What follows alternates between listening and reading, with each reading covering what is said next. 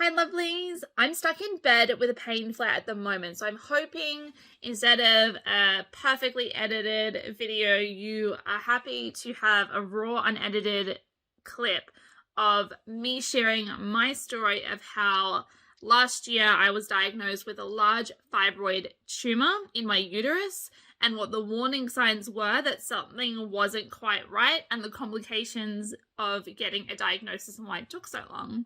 So on that note, let's jump straight in. To recap, I have stage 4 endometriosis, adenomyosis, as well as Ehlers-Danlos hypermobile. That's important to know as we go on this journey together. So in 2020, I had stage 4 endo excision surgery. That's nothing surprising. That was scheduled. It had been about 6 years since my first one. And so, general pain was getting worse, lots of extra bleeding, ER visits and so on. So I knew it was time to have my excision surgery, so I booked that in. That all went mostly smoothly. Recovery was really challenging. There was a lot. It was pretty deep, so the surgery itself went for a really long time. So recovery was challenging. Post-op, I never really got the relief I did with my first excision surgery in terms of endo symptoms during my cycle. So with my first one, I had a fairly good response to excision surgery. My general pain levels were decreased. The amount of blood loss I experienced was decreased after that first excision surgery. So that's what I expected this time around, and that didn't happen.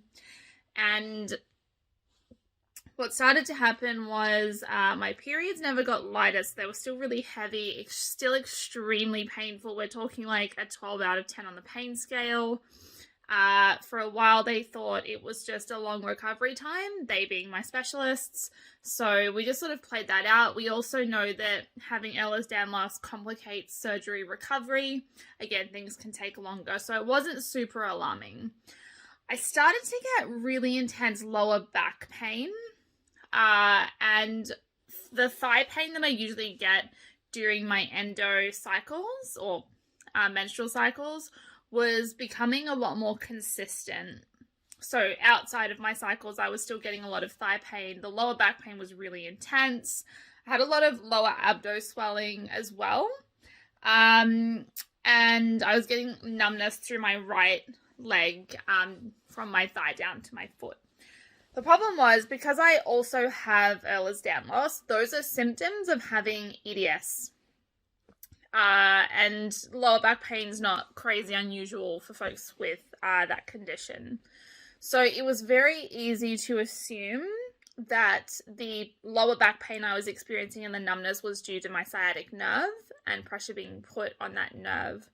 And the swelling can either be caused from adeno, stage 4 endo, or I suffer from slow colonic transit, lots of constipation, and that also comes with a lot of abdo swelling. So none of these things were surprising, and the blood loss that I experienced during each cycle and the pain, again, has always been attributed to endo.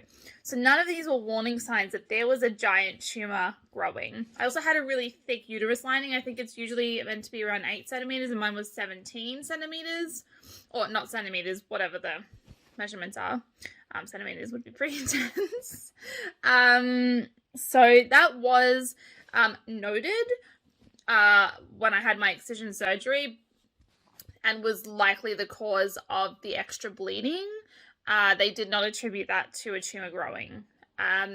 So about a year went by and my symptoms weren't getting better, and I would say that they were getting worse. And the lower back pain was just different. It was a different type of pain to what I get or experience with my Ehlers-Danlos symptoms.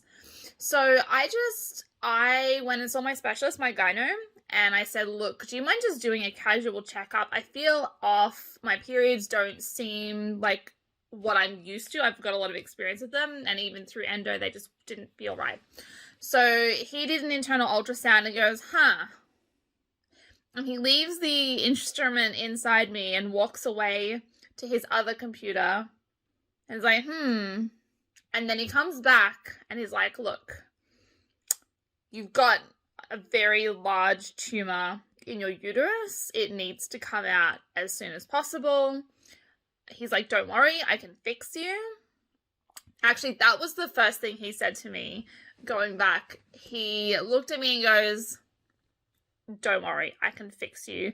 That's a very troubling statement to hear when you don't know what's going on. Then he followed up with, it's a tumor. It happened really quickly from there. So a week after that diagnosis, I had to have a biopsy done under anesthetic and scraping of the lining as well. They just wanted to make sure that it wasn't cancer. If it was cancer, I would have been required to have a hysterectomy. And the biopsy came back, it was not cancerous, thankfully. And because of the size of the tumor, I needed to have what's called an open myomectomy. That is like a C-section. So they do the C-section horizontal incision across your lower abdomen, where they would do that for a baby. And then they butterfly the uterus, take the tumor out, and then stitch the uterus back together in 9 different layers, stitch me back up, and then that's the surgery. So that went smoothly. Recovery was really challenging. If anyone is curious to know what my surgical experience was like, what my recovery was like, let me know. I'm more than happy to share. I've got photos for those curious. It was a very large tumor. There was a lot of work done to get that out. And yeah, like that. So that happened back in June last year. July, I should say, the start of July. So yeah, crazy journey. And